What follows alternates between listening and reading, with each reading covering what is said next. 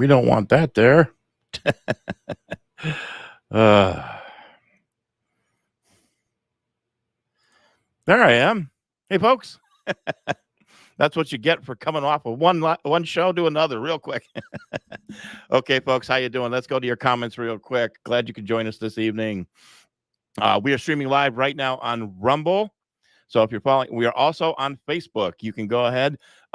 Jason Alborn is broadcasting it to his World Series news page, and I just shared it on my page as well. You can go there. You can be involved. You can comment also. Okay. So your questions will come up. Your comments will come up as well. I'll bring Jason on in just a moment. I just want to make sure we got everybody going here. We'll say hello real quick. As always, hello, New York in the house. Okay. Hello, Irene. How are you? Terry, how are you? Good.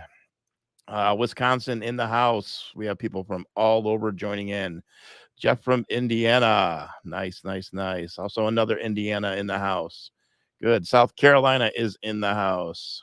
Hello, Tennessee. Hello, Debbie. How are you? Good. Iowa is here now. Hello, George. How are you? Kimmy. Hey, guys. How are you? Nevada in the house and Georgia. So you guys from all over, I'm so grateful that you could join us here this evening. I just came off of recording with Jason Alborn on TNT Radio. It will be airing this Saturday. I'll make sure once it does air, I will put up the link over the weekend, and you guys can check out that show. It was a great show. We had a great conversation, and I'm looking forward to seeing the final cut of that.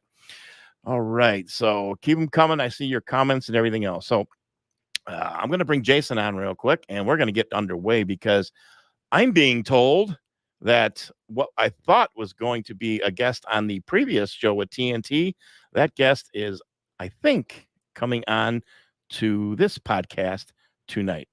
So without further ado, Jason Alborn, how are you, sir? Welcome to the show. Bruce, thank you. Welcome, everybody. Thank you for the invitation again to join the merging of the two shows for this particular podcast. And that's right, we had arranged on TNT to get Kim Staton, who is the film director from The Trust Fall, the wonderful documentary about Julian Assange, onto TNT. Kim messaged me and he said, look, Jason, I'm really sorry, but is it possible that we can reschedule, because I've picked up a mainstream news interview at the exact same time. I said, you've got to go with the numbers, Kim, and it's very important because we understand what's going on, but the mainstream doesn't necessarily. And then, of course, Kim said, look, or maybe we can do something else. I said, look, I'm going on with Bruce straight after. Would it be possible if you could come on? So fingers crossed that he's going to be able to be off, and we'll get Kim on shortly. And we're going to wait literally, if that happens, we'll bring him straight on. We'll get him for a few minutes. But goodness me, Bruce, we are in incredible times. The Assange story it's got to be the biggest story of the year, if not the decade, because what it sets up is just something phenomenal. But at the end of it, it's a human interest story at this point, and all I can think about is Stella, his wife, and those two beautiful boys getting their father home, hopefully in a few hours, maybe a day, and just to imagine the most beautiful moment of all time for one of the most courageous journalists in history. Yeah, I'm looking forward to it. As a matter of fact, I thought when we come on the air tonight, I'm going to have to kind of keep peeking because I don't want to miss the moment that Julian is reunited with his family, with Stella and his children. I mean, that is going to be a video clip played forever. It's going to be historic. So it is an amazing time right now. Jason and I just came off a show discussing these very things, and we're going to continue this conversation. So I'd like to ask you a question, Jason. When the news broke, we're going to get into you and Tucker and what you were doing yesterday with Tucker Carlson. But when the news broke, what was the feeling for you when you heard it? Firstly, not so much disbelief, because in this business, you are shocked. Every 5 minutes, there's something to be shocked by. Yeah. But an incredible amount of relief, and if anything, not quite divine intervention, but there was something about all of those mixed, happy emotions of joy. It was, almost disbelief, but no, hang on a second. This is a great, great moment in history. Just soak it up, gather the facts, and see what's really happening here. Because, of course, we were seeing on X posts from WikiLeaks, posts from Stella Assange, and yet the mainstream media were behind this particular reporting. So once again, the newsmakers are the independent journalists on X, and you can call WikiLeaks the ultimate in independent journalism. Yeah. And of course, Stella Assange herself. So we were ahead of the curve. So people were looking for verification. We're going, well, this is what we've got at this stage. And of course, the mainstream media caught up. So extraordinary. Now, the conviction, people saying, well, what does that mean? And I thought about it for a moment. I thought, well, if you can convict Donald Trump using the testimony of a convicted felon, well, then you're going to have to accept Julian Assange. If you want to call him a convicted felon, bring it on, I say, all of it. Let's throw it all in the air and see what sticks. We are in for some incredible times here, as all of us have been begging for the swamp to be drained. Well, now the star witness in any future particular trial has to be Julian Assange. Yes. So we have people who, okay, I will read it real quick. Again, I'm sorry I don't have everything loaded up, but I'll just read it real quick. As a matter of fact, I made it my Facebook profile, not my profile pic, my cover pic now. It's a screenshot from Stella Assange yesterday when her first tweet, and she said, "Julian is free. Words cannot express our immense gratitude to you. Yes, you who have all mobilized for years and years to make this come true. Thank you, thank you, thank you." So that was her first reaction. And then shortly after, she put out another video, which was recorded on last Wednesday, from my understanding, the 19th, when apparently they got the news that it looks like it was going to happen. So they pre-recorded a video. And if it did happen, they would release it to the world. She released it to the world yesterday and said they knew a few days ago that this was coming down the pipeline. So I can imagine how excited she must be as well. So there's been a lot of folks. Yes, I'm not here to toot my own horn. I'm here because the folks that have talked, okay, the folks who have talked about Julian Assange, okay, they have been an advocate for years. The mainstream media let the story die. It's been the independent media. It's been filmmakers. It's been people who've raised awareness. I never missed here in the U.S. Of course, I had to watch it from afar, video wise, but I'd watch, at the high court, every court hearing. I report it to my audience because you would never get that in the mainstream media ever. But here we are now, and it's incredible to see what has happened. There are a lot of people who put so much time and effort into, and I can name so many names, but I think what I'd like to do right now, okay, I would like to hand it over to you, Jason, and I'm going to clear out our lower third here because I know we happen to have somebody sitting in the green room waiting to come on, it looks like. So what I'll do, I'm going to allow you to introduce a guest who has been gracious enough to join us for this hour. Well, this is very, very exciting news. Kim Statton is the director of an incredible documentary called The Trust Fall. If you haven't seen it, it's playing at cinemas all around the world. It is a work of art in the idea of making a film about a subject close to all of our hearts. Kim would tell you the story, and we've only got him for a limited amount of time, but how he started in the journey to become a filmmaker, and it's absolutely riveting. The people that he got to interview, big name people across the world, and he has been out there promoting and telling his story for the sake of journalists around the world. Let's bring him in. It's just an incredible moment. And Kim Statton, congratulations on the film and for the incredible work you have done. It is a delight to have you with us today. G'day, Jason and Bruce. Nice to be with you. Thanks for having me on. Wow. You're welcome so much. And I don't want to overlap, but I just want to say it's an honor. Thank you for coming on this show. And I have also seen the documentary. Thank you for that. And I have seen quite a few films as far as Julian Assange goes. I even saw the other one, which his father was part of. Your documentary is incredible. It is so accurate and pinpoint that I know for a fact that I will be sharing it and making sure my audience gets out there and sees it, because It is so informative. Thank you very much for what you have done. Oh, thank you for your kind words, and really appreciate your help as we warm up to our US cinema release on the 17th of July. Oh, the timing is interesting, isn't it? I mean, if anything, I don't know if people are going to think that, oh, well, I don't need to see it. But I think from a historical perspective, you do need to see it, because if we're going to move into the next stage of whatever comes from the release of Julian Assange, we must be at the head of understanding the information.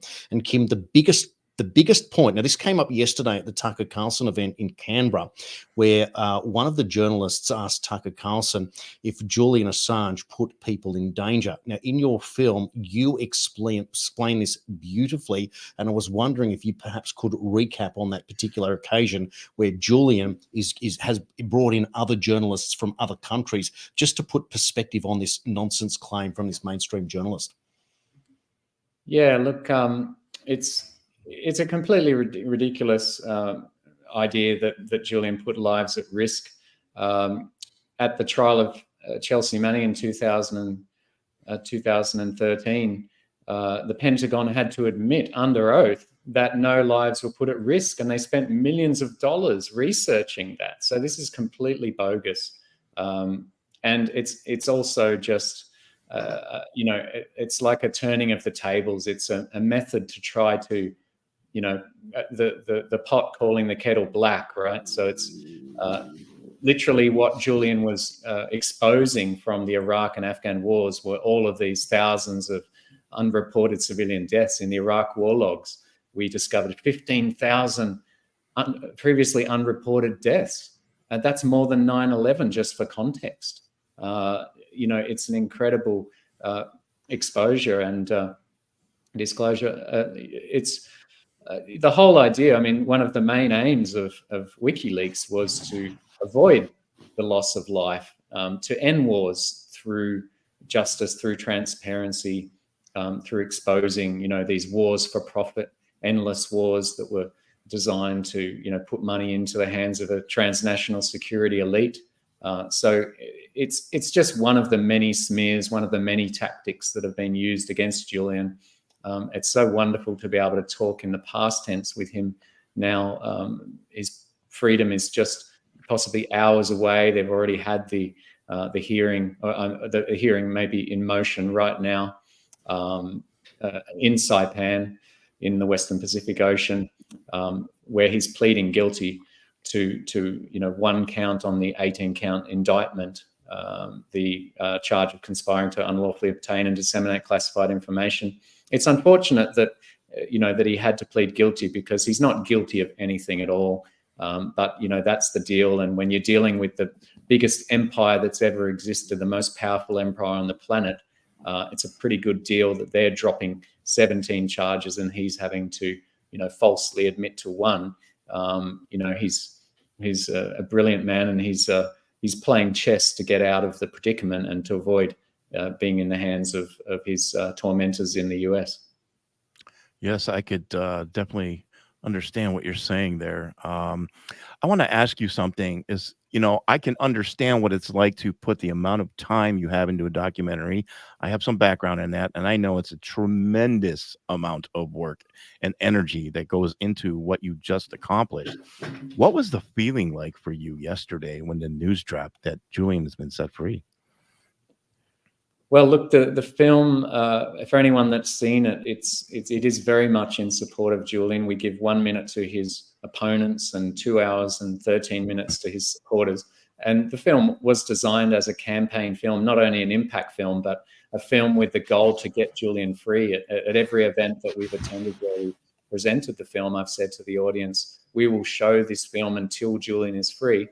So yesterday morning, when my phone just started going nuts with phone calls, media, messages, texts, everything under the sun, all the apps going off at once.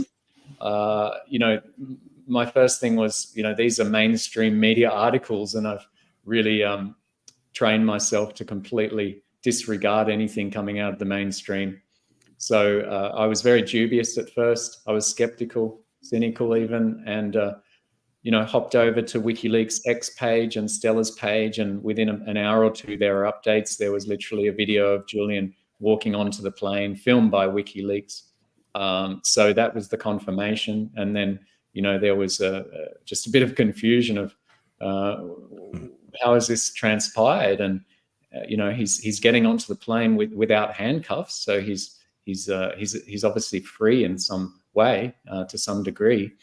And then once it settled in, it was just a very emotional thing. And I gave my partner Natalia, our co-producer, a big hug, and we did a lot of high fives all day, really. And then we had an event last night at the Australian government-owned National Film and Sound Archive here in Canberra, and it completely changed the event because I've spent 6 months now giving sort of introductions where it's all geared towards firing everyone up and getting everyone focused on this task of how do we free Julian. But now I was able to, celebrate and sort of, it was completely different to, to say that we've won that battle. I even suggested maybe we should get out the champagne and not show the film. But the thing is, as we explain in the film, there is over 500 journalists in prison today for their work around the world. Julian is just one of them. He's the most famous journalist that was in prison, and we've still got a massive job. I said in my speech on the panel last night, we had some MPs, including Andrew Wilkie, on the panel after the film, and I said to the audience, there's a genocide in Gaza. There's journalists in prison. There's so much conflict in the world. There's so much to be uncovered, and there's so much work to do. And so the trust fall will become a lesson for future generations and for the current times, for people to wake up to these issues, to wake up to what happened to Julian, what was done to him, how he was tortured, persecuted, and to for us to start to grapple these wider issues. And and look, it was also something I realized yesterday when I was watching a mainstream media news video, and they said, here's some video from WikiLeaks. And it just hit me. WikiLeaks is back. Yes. They are back in action, and they're going to be stronger and bigger and more powerful than ever. It's really exciting thing. And this is momentous in a historical sense. I think this is the beginning of positive change. I've said it many times in interviews over the last 6 months. If Julian is free, and now he is becoming free, and if that happens, it will be the beginning of positive change to a more just world, a more peaceful world. I have to say, Kim, that my first feelings and your description there gave me overwhelming feeling of joy, something that we've missed for a very, very long time. It feels like at least a decade or thereabouts since this information war really began at the end of the Obama era in that 2016 election period. I find it fascinating that it doesn't matter if you're on the traditional left or right of politics. If you are a believer in honesty and integrity, you are on the same side right now. Julian transgresses politics and he embraces truth and honesty. And your film has done just about as much as any other work could have in being able to present that to the audience through the way that you have dispelled the rumors and the myths, and the way that you have conducted yourself on this tour as an example of exactly how the media should run a filmmaker. More credit to you, Kim. Extraordinary. From here, we all are looking for justice. We're all looking for honesty, etc. What does it mean to you now in terms of the next project perhaps that you might embrace? Has it empowered you to say, well, now I'm going to do this? Or is it a time to just reflect and just see what happens? I mean, obviously you're motivated and inspired. Tell us a bit more about the creative process from somebody who's now becoming a major player, at least in the documentary space, but in bringing truth to the masses. Oh, thanks, Jason. I want to, there's people sending lovely messages and saying that the film was, hugely instrumental in creating the pressure for Julian to get free. I think it was just one small part of a massive global campaign. not everyone's aware of how big that campaign is. And, you know, there's people that have been in it for much, much longer than I have. So, you know, hats off to all the grassroots campaigners and, you know, and people, the lawyers, you know, people like Jennifer Robinson that have been diligently going on with this for more than a decade. When I was at a time when I was still trying to figure out what it was all about. As far as the film goes, you know, the US release is coming up the 17th of July. I really hope that what we've seen in the US cinemas as far as the uptake of this film is that I think they're very hesitant because it's such a controversial topic. They don't want to attract, you know, heat from putting on this film. It hasn't been taken up as, I mean, the film went wild in Australia and New Zealand, went really solidly in the UK with Odeon showing it. US, we've got the Angelica chain, which is owned by Reading Cinemas. They're showing it. But it's, you know, considering the size of that country, it's been quite slow. And I think that the controversial material of this film and of this issue is being a barrier. And I hope that, you know, the fact that this plea deal has been made and Julian is free will give the cinema programmers some courage to tell this story. The story is so important. We need to prevent this sort of thing from ever happening again. And we need to, you know, do something about all of these 500 journalists in prison. So, you know, the battle goes on. We're still going to be distributing it in cinemas in US, Canada, Europe, probably for the next 6 months or so. There's so much interest in Europe for the film. They're just waiting to see it. And then at some point it will go digital. So yeah, we're going to be tied up with it for another, I think, 6 months or so of hard work, especially with publicity. And then after that, I think my co-producer and partner Natalia and I will enjoy some veggie gardening and go to the beach. And remember, it's funny. There's a bit of a parallel between, you know, the situation of someone making a film, being an editor. You lock yourself in a room. You know, you're almost like a little bit like a prisoner for yourself. You know, so we've also gone through a bit of an ordeal, but you know, we're going to stick with it because we're going to see it through this piece that we've created. And I'm not thinking at all really about like what's the next film or what am I going to do afterwards, because we're still in the midst of it, and we'll definitely be looking forward to a well-earned break after the distribution's finished. Absolutely. We have an American audience here right now. A lot of people who are tuning in probably don't even know who you are. Great introduction by Jason. The question that I have is, what was the defining moment that you made a decision that, look, I need to make a documentary film about Julian Assange, this man? What was that moment? I think it was, you know, it was a combination of that awful footage of the street corner in New Baghdad from 2007, known in the WikiLeaks material as collateral murder, and it's featured in the film. You know, that video was tattooed in my mind from 2010 onwards, from seeing it on the news.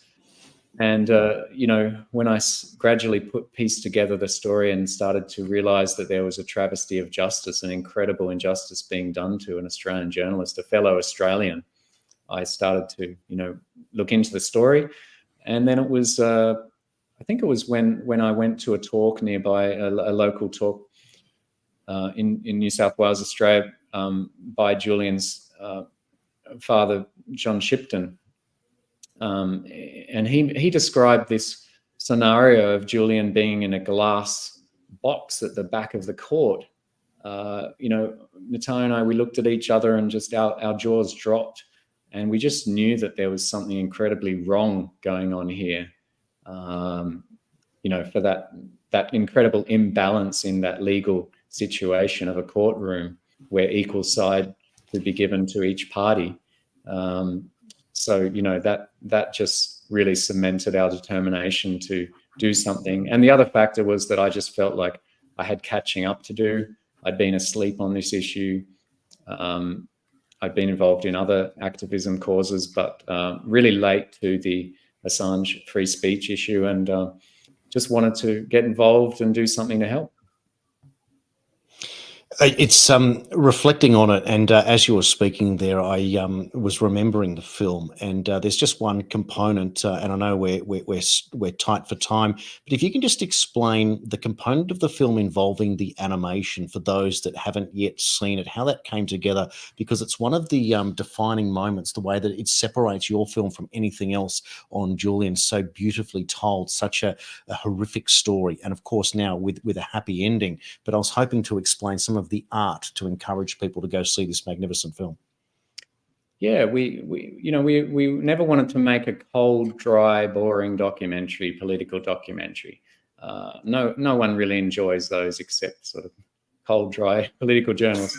And so putting animations in was a way to warm it up and also make it accessible. But the main thing it did was provide a ability to visualize certain parts of the story where we didn't have footage, and we weren't able to go and interview or film Julian at the time. They weren't allowing any journalists into the prison to interview him. So any time that we came across some important scene or story that we needed to cover, we wanted to do it with animation. So that one in the courtroom was that was the first animation we did, where he's in the glass dock at the back of the court. One of the animated parts that's really powerful to me was to animate a section from Nils Melzer's book. The UN Special Rapporteur on Torture wrote a book, The Trial of Julian Assange. Excellent book, so well researched. And there was when I was reading that book, it was part of my research for the Trust Fall, Nils was explaining his visit with 2 other doctors to Belmarsh prison to assess Julian as whether he was a victim of torture under the Istanbul Protocol. And as they were leaving, he was shaking hands with Julian, and the doctors were at the door. And, Julian shook his hand, and then he hesitated for a moment, and he was visibly troubled and searching for words. And then he finally said, "Please save my life." Mm. And, then the next part of the description was that during a cell search, they'd found a razor blade hidden in his cell. So he was intending to take his own life if he was going to be extradited to the US. And at that point, I just put the book down. My eyes welled up, and I just was floored by that. And I just knew that we had to show those moments, because if we want to inspire people to do something about this, people have to feel something. And so, then to show the film and have people walk out in tears, and give them a hug after the film, and that happens every single screening. That was fulfilling to know that we'd achieved that goal of eliciting emotion from the viewers.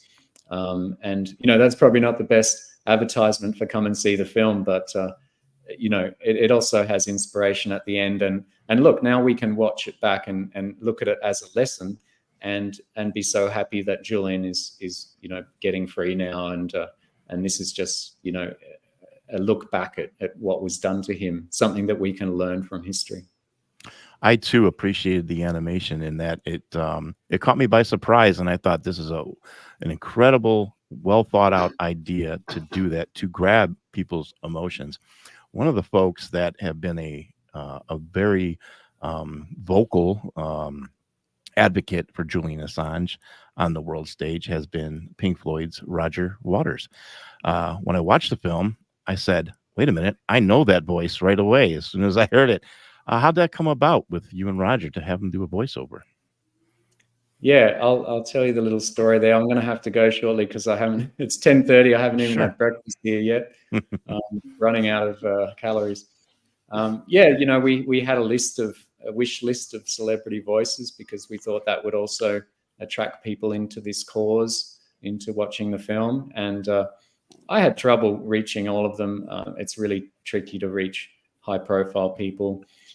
And I'd been trying to find a contact for Roger Waters for months and months. And it was actually Nils Melzer, who I mentioned previously, that we animated a section of his book. And I just mentioned to Nils one day, here's some of the people we're trying to ask to narrate.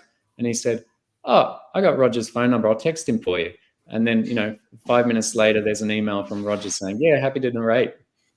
So it was amazing to have, his wonderful expressive voice in the film, and Susan Sarandon, Tom Morello, MIA. And then we had this, we discovered this huge Aussie voice in Jonathan Oldham that, I was really looking for a big voice, but not an American one, but like a big Aussie voice to kind of give that booming effect in the cinema. So, pretty happy with the narrating panel, and they did a wonderful job, and most of them donated their time, which was also really wonderful of them. Just to sign off, Kim, first of all, thank you for your time today. Yes, thank you for your service to Julian himself and his family, to the Australian community, to the global community, and for showing the world what a wonderful filmmaker you are. And we can only look forward, for those that haven't seen it, to see it and to watch on to any other projects that you may be involved with in the future. You have opened up a whole new world of filmmaking to hopefully thousands more filmmakers who will be dedicated to the cause because of the work that you've done. Oh, thank you very much, Jason. Thanks for the kind words, and thanks, guys, for covering this momentous occasion of Julian becoming free. It's just a wonderful thing, and it's great that you guys are covering it. And thanks for having me on. Thank you, Kim, very much, and all the success to you. We wish you nothing but the best. Thank you again. Cheers. Thanks a lot, guys. All right, take care. Well, that was put together last moment. Thanks to you. And that was wonderful. I was pretty much just like, wow, this is really happening right now. As he was speaking, I was like, Julian's free. We have the director of the trust fall on. What just happened in the past 24 hours? Amazing. I thought it went well.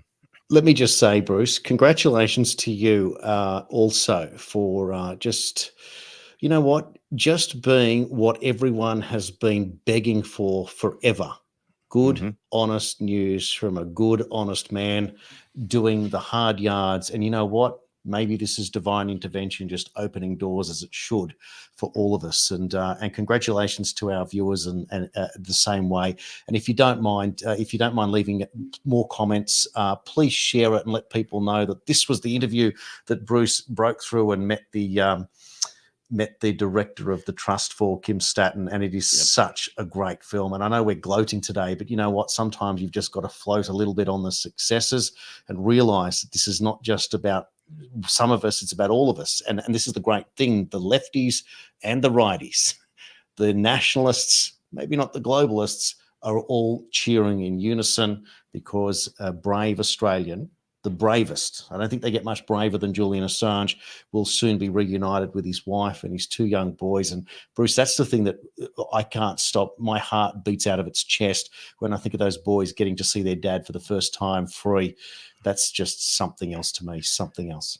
Yeah, I can't wait to see that. As a matter of fact, before I sign off the air, I'm going to take a quick look over there. So somebody just asked in the comments the name of the film. Again, the name of the film is called The Trust Fall. It's coming to U.S. Select theaters in July 17th. Of course, you can count on me to promote that film. I will make sure that I am on top of it, and none of you miss that.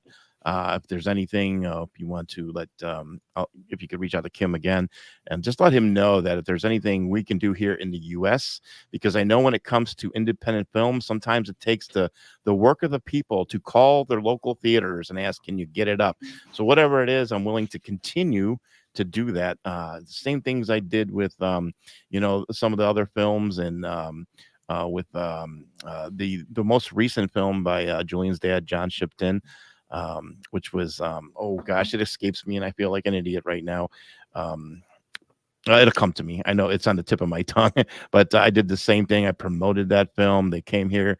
I even bought tickets for when he came to Cleveland here, and had a screening of the film and a Q&A after. So yeah, it's such a big deal when someone puts their time and their energy and their resources, and not just that, the amount of funding that it takes to pull off a film, whether it's a movie or a documentary like The Trust Fall, it's grueling. It is really grueling, and it causes a lot of sleepless nights. So it's important for us to get that out there. And again, to cap it all off, I was blessed to get a screening of it, and it is very, very good. And it's told in a way that it doesn't leave out any details whatsoever. It gives the perfect timeline of events of what happened along the way. And I thought, this is the best documentary it's historical, and it needs to be considered that way.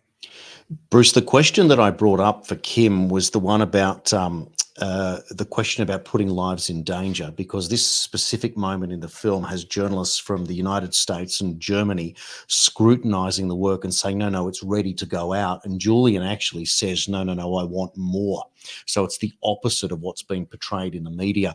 And it's that attention to detail in the film that makes this, as you said, it is the benchmark of documentaries and documentary making, certainly on Julian Assange.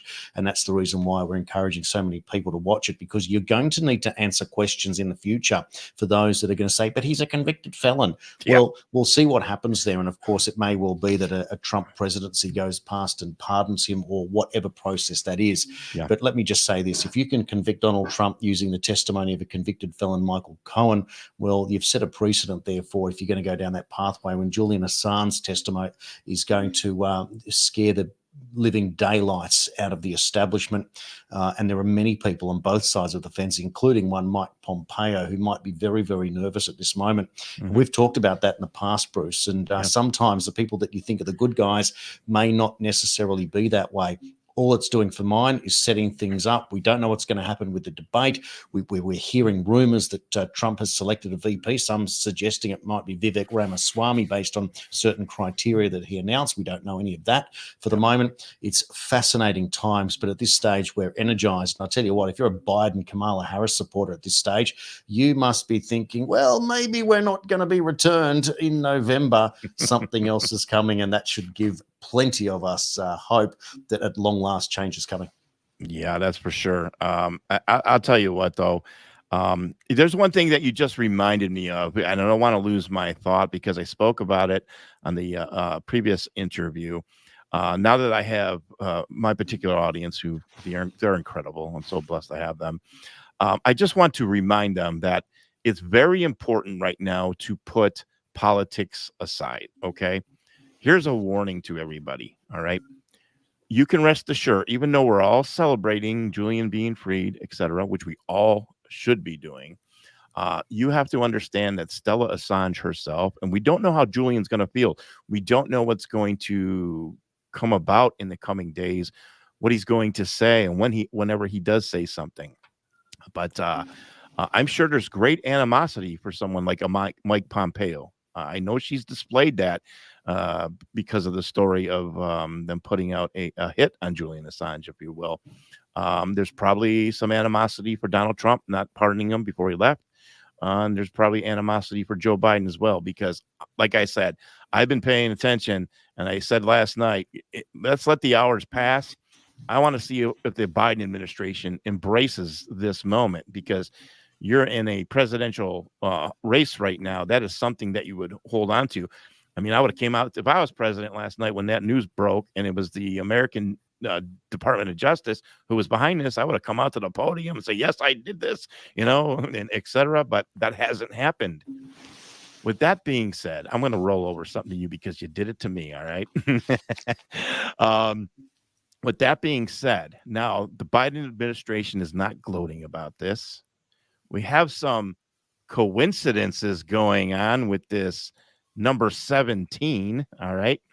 And if the Biden administration is not gloating and embracing this, then who the heck is behind all this? All of a sudden, out of the clear blue sky, Julian Assange is set free on a date right now as we speak. The 26th is in Australia, okay, where he's at. And to the Q drops, it matches perfectly on the June 26, 2018 Delta, as they call them. It says JA, Julian Assange, June, ETA, June 26th. I mean, what comes to your, what do you think about that? I think of 3 words to start with. Future proves past. Mm. And we can be mocked as much as we want. But you know what? Many of us were mocked for our decisions about our solution to the pandemic by not accepting what the prevailing winds were telling us. So sometimes an unpopular or perhaps something that you're mocked by, well, maybe things work out. I don't know. We're certainly working behind the scenes to secure General Michael Flynn one way or another. And if we are able to do that, whether it be on TNT or Bruce with our show, Hope so. that would be a big deal if we could get that far. And that's kind of getting ahead of ourselves. Yep. But how many coincidences before, well, it's not necessarily a coincidence. Are we watching the greatest disinformation campaign in history? Mm. Have we read the book by Sun Tzu, The Art of War? I mean, all this stuff keeps coming back, doesn't it? Yes. Trump cannot look, well, he's the master of Sun Tzu. Appear weak when you're strong, appear strong when you're weak. I mean, how does this man play this game at this point? And is he still at a distance? Because technically he's not necessarily friendly with Assange. There's no favoritism that's being played here.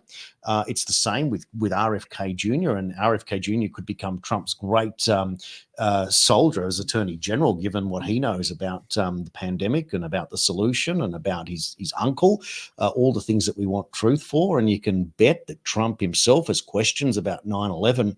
Now, call us the conspiracy theorists, but you know what? They keep coming true. Now, Bruce, I know we're going to get running away with time. If I can incorporate what Tucker Carlson said yesterday in Canberra, I had occasion to ask him the 4th and final question in the audience. And I specifically made mention to January 6th, to an interview I'd done with Chief Stephen Sund, who Tucker had interviewed twice regarding the US Capitol on January 6th. And Stephen Sund said to me that for the 58 minutes or so that he begged for National Guard intervention on that day, making some 27 or 28 phone calls and not getting any support, he said, I'm a rule of law guy. But on the prompting of a question, he said, it's very hard not to be a conspiracy theorist, if you will, at this point. So I put that to Tucker Carlson in relation to a question for the election of November of this year.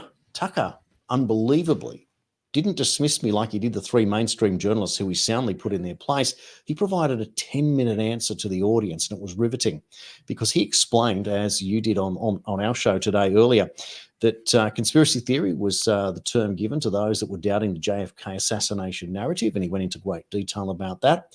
But he went further to say that if you say something and someone calls you a conspiracy theorist, technically they're afraid of the conversation and they're afraid of what you might say. So it's an act of censorship.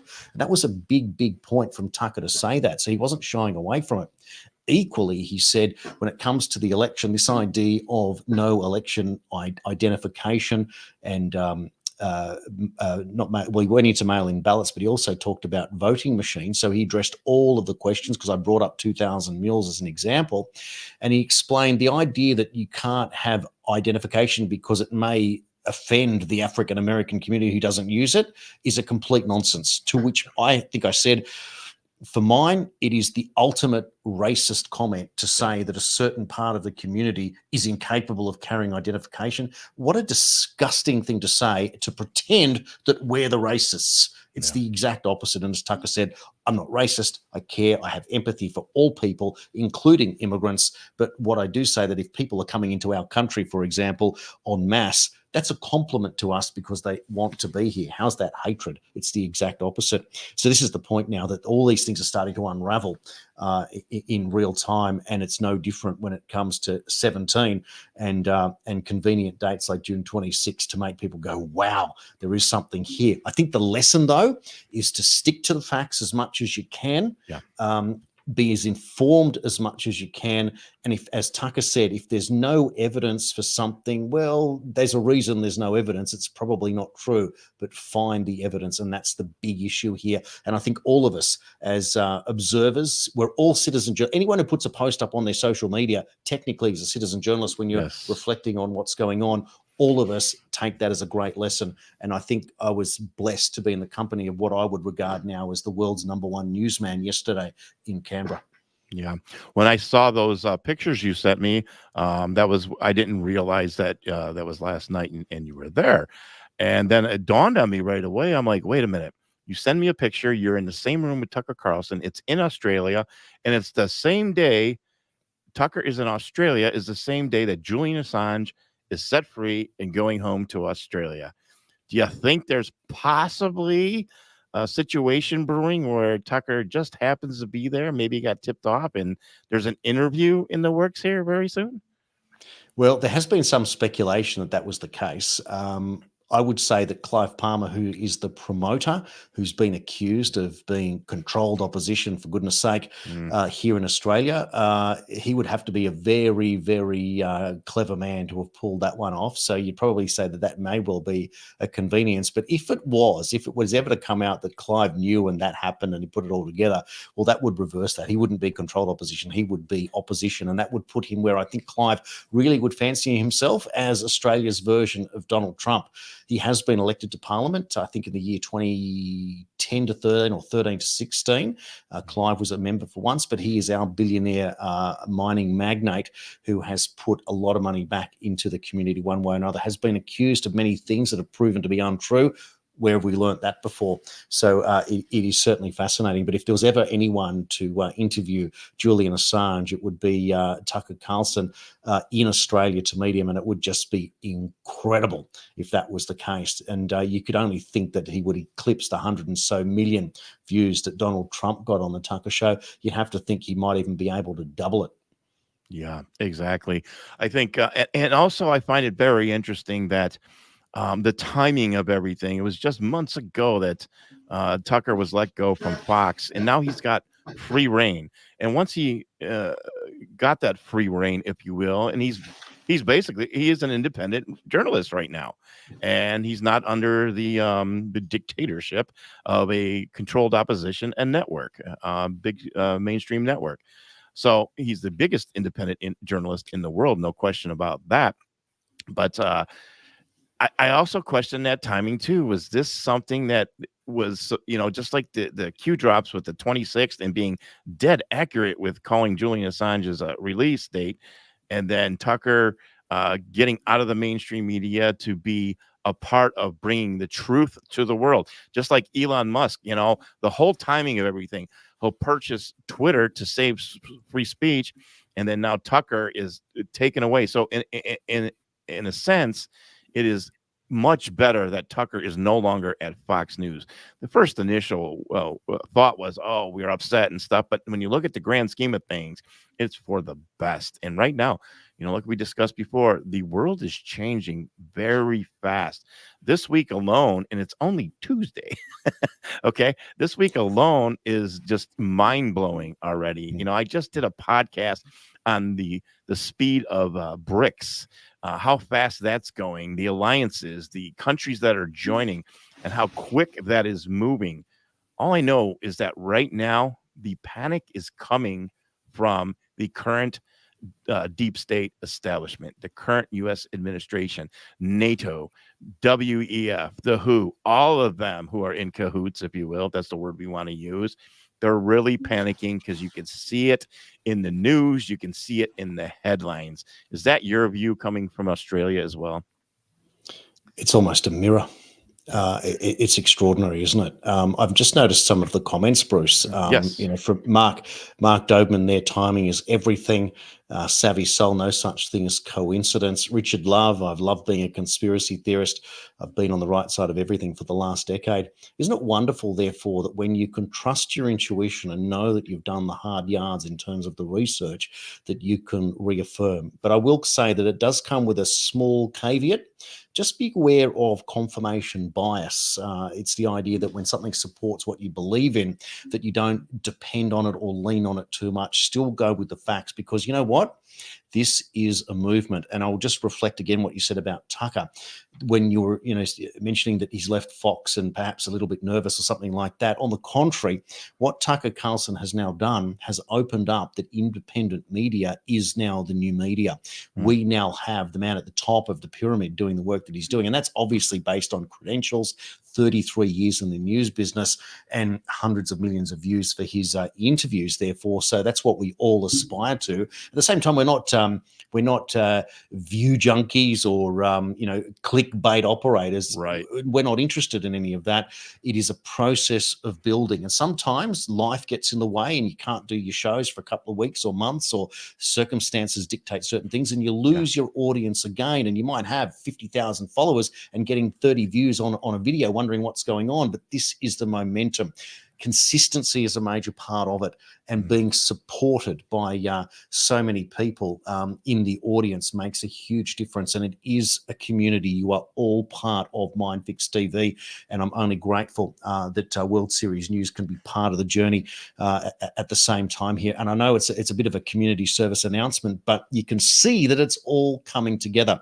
There are people in the mainstream that are nervous, and if I can say anything about the 3 journalists that stood up yesterday at Tucker Carlson, Yes, I would expect that at least one of them went back and got onto the employment websites looking for another career after Tucker Carlson soundly explained that they really have no idea about what's going on and answered the questions appropriately. And you know what? If you're going to be out there trying to push a certain agenda and you're wrong, well, you've got to pay the price.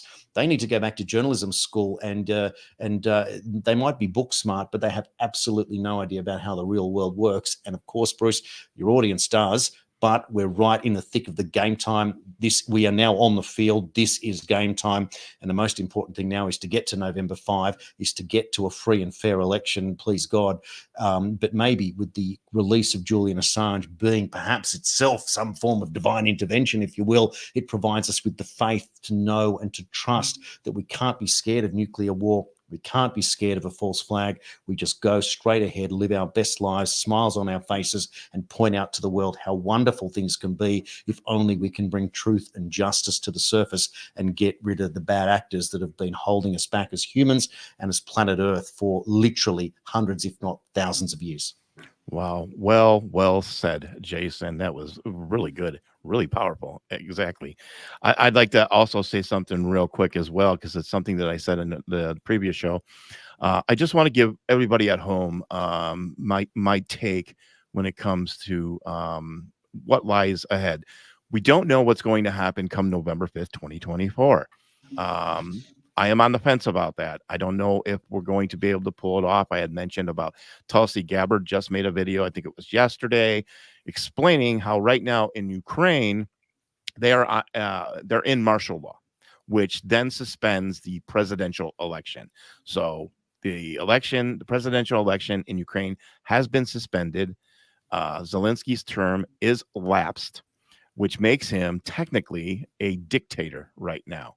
But the show goes on because martial law, and even Putin has confirmed this. Yes, once martial law is put in place, you have to suspend the presidential election. That is what Tulsi Gabbard talked about. I have mentioned it before. That is a strong possibility of something happening in the event of a false flag, which would trigger the current administration to pretty much go into a martial law thing.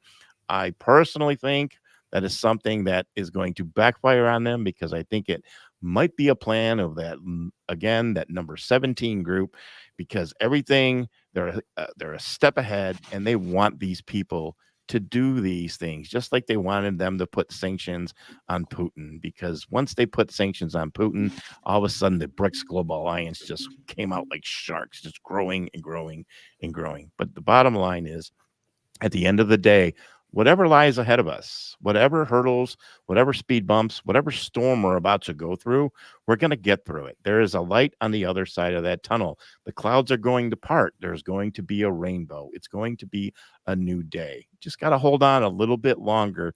Stay in faith, stay in prayer, stay in hope, stay together, stay unified. We've been told, they want us divided, but together we are strong. So that's why it's so important, like Jason had mentioned, the coming together, the community, and staying not staying undivided in this moment in time. We are living in historic times right now, and it's really unprecedented. With that said, Jason, we are at the top of the hour. I want to give you, first of all, I want to thank you for having me on your other show on TNT. I want to thank you for coming on and being a part of MindFix. I want to thank you for bringing on Kim Stanton today. And that was an incredible interview. What an honor it was to have him, and for everything that you and I are doing with the audience don't see behind the scenes and what's in the works and things we have going on. It's very exciting. I just want to say thank you again for that. And I want to give you the final word for the evening to our audience here at home. Well, thanks, Bruce. Look, when you consider what it takes to try and create something that's important, that adds value and can direct the way that we're going, it is a game of inches. It's hard. It's hard work to do what we do. But the way that you described just before to motivate our audience is the same as what we do behind the camera, sitting at our desks in our studios, planning and preparing. It's all the same stuff. And it's just concentrating on the facts of the day.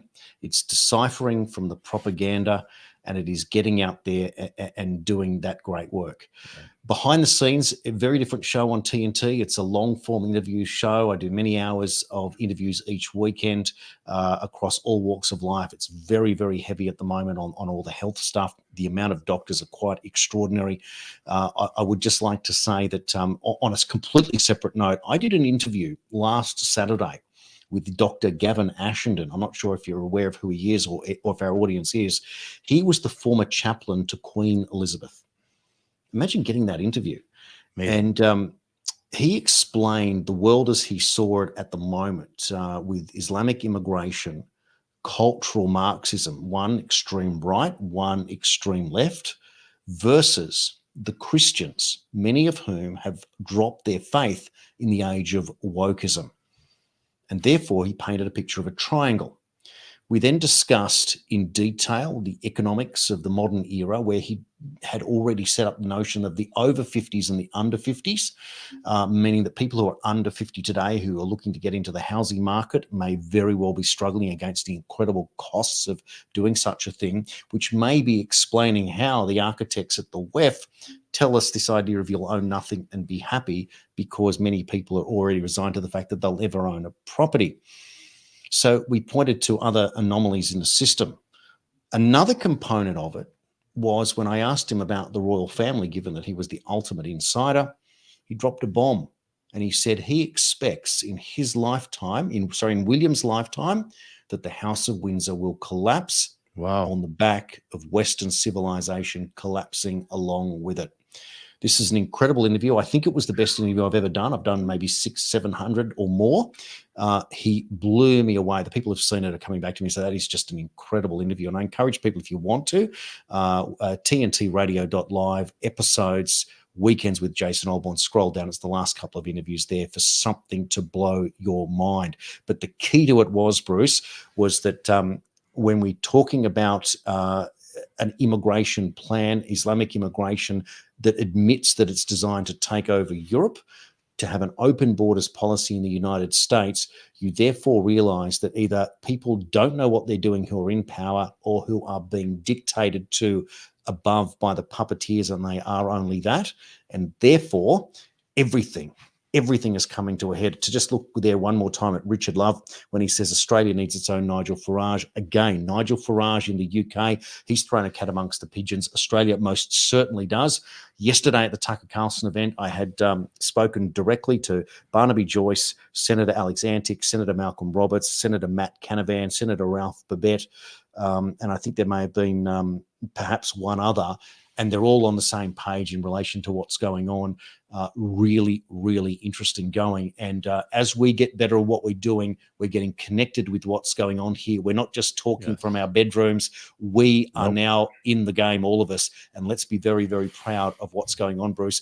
Amen. We are in on the big stage, all of us together. Yes, we are. And it's very, very exciting.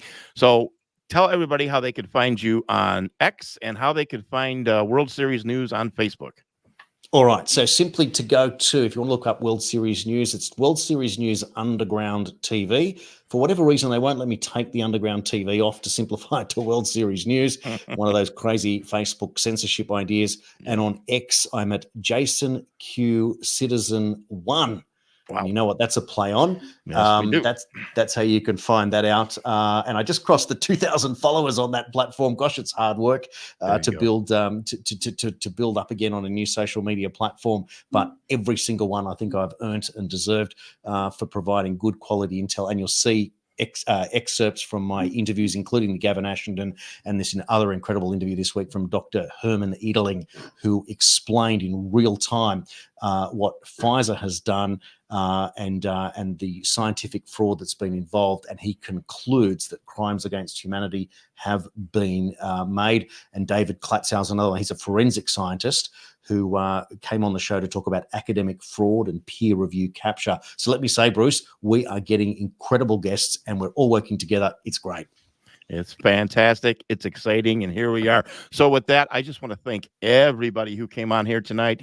It's already been a long night, but a very rewarding evening as well. So thank you guys for tuning in. I really appreciate it. A quick reminder, I will be live this Thursday evening at 8:30 p.m. Eastern, a half an hour before the 9 p.m. start of the presidential debate. We will have a watch party together.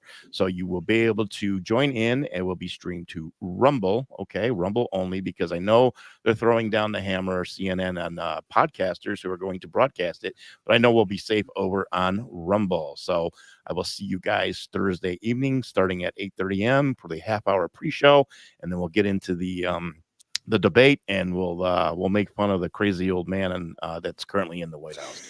But with that said, thank you, Jason, very much for everything. Hang on for a second. I just want to say thank you to all the followers, everybody who tuned in. Appreciate you. Make sure you hit that like button, hit that follow button as well. If you're on Rumble, get over to Jason Q Citizen 1 over on Twitter, or on X. I keep saying Twitter. Give him a follow and follow World Series News Underground TV on Facebook. Thanks, guys. Thanks, Jason. I really appreciate it. And we'll talk to everybody very soon. Bye-bye.